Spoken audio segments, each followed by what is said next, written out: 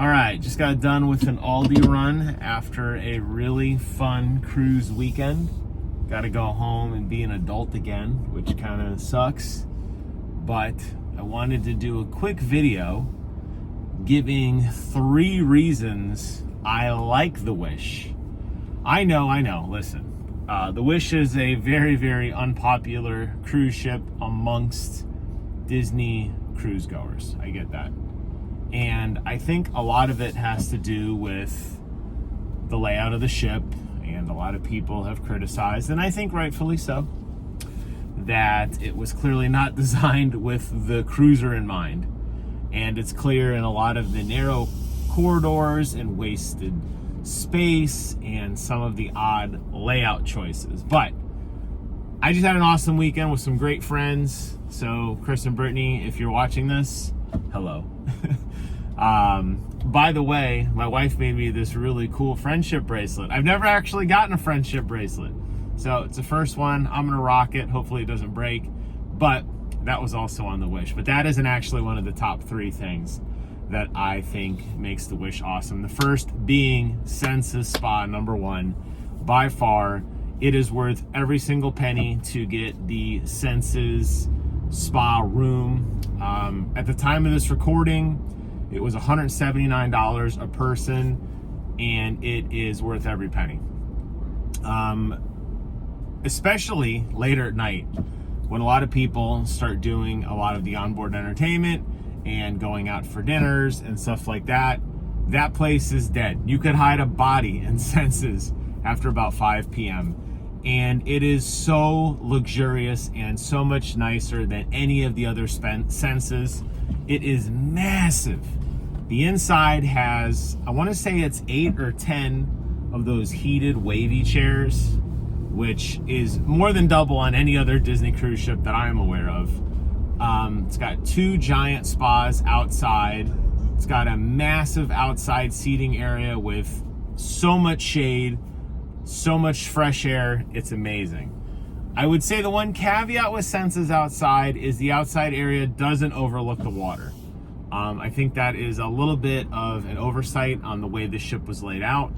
That said, however, it is really, really, really nice. And you're probably not going to be outside very much because you're going to be inside sitting in one of those chairs, or sitting in one of the 3 different saunas that they have, or taking a shower, or at least rinsing off in one of the, is it 3?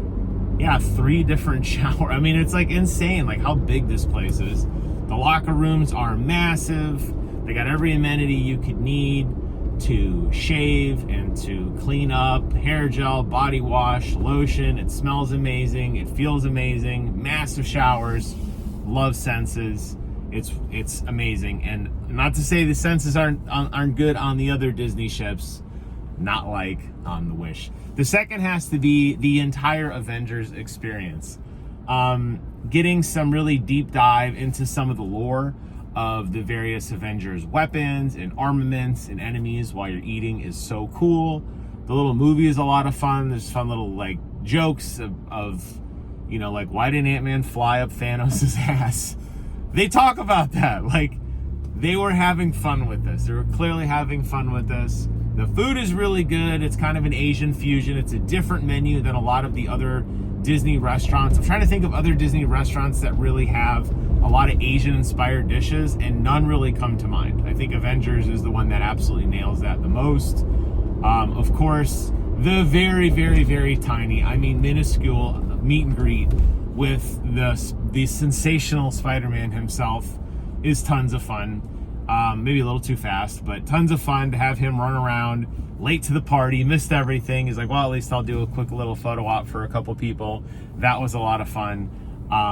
And I think that whole experience is awesome, and it makes you just feel like such a badass hearing that insanely great Avengers orchestra, like that big theme song playing as you walk down the hallways with all the bright neon blue lights and the Avengers logo and all the fun tech that is outlining the area. And that's just such a treat. The third has to be the Little Mermaid play. The Little Mermaid play is so good. Now, I know that a lot of the other plays at the Disney theme park, Disney theme parks. I want to go back to the theme park. On the Disney cruise ship, they are what they kind of consider like Broadway plays. And I think that really just means a good attention to set design and character design and costume. You think of like a high school play, for example. It's a single stage. The backdrops don't really change, if at all. While the costumes might change briefly, it all kind of takes place in one setting. The music doesn't really change a whole lot, if at all. And there's not a lot of stuff going around. Now, on this particular experience, very, very different. And all the Disney shows do this, by the way, but Little Mermaid, I think, crushes it.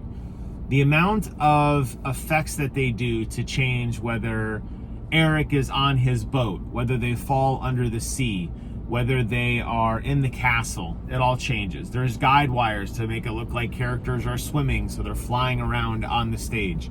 The way they did some of the overlaying special effects, like the way they do some projector technology, not just from the front of the stage, but from the back of the stage, to give the appearance of depth, is really, really well done. When you go under the water and the bubbles come out and you kind of like, the whole theater is filled with bubbles as you're like submerging yourself under the water, was a really, really cool touch. I can't speak to every single play, but in the last 2 times we have been on The Wish, the actress who plays Ursula is amazing. She's got an amazing, amazing voice. It's a little gruffier than what you would expect from the traditional Little Mermaid cartoon, but it works really well. In both shows we've been to, she gets a standing ovation both times. People are losing their minds with her. She's very, very, very well received, and I love that. So there you have it. I know there's a lot of animosity about The Wish. It's the worst ship ever. It should be deleted. Walt Disney's rolling in his grave, etc. But I wanted to spend a little love saying that The Wish is not all bad. There are a lot of fun little gems and moments in there for you to discover. But I think if you go into it with at least the 3 things I mentioned as being things you're going to want to see and do, you're going to have an absolute blast of a time. I know I did.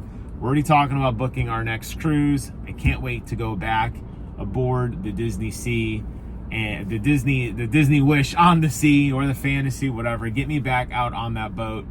Thank you guys so much for watching. Take care of yourselves, and until next time, I will see you guys on the other side. Bye-bye.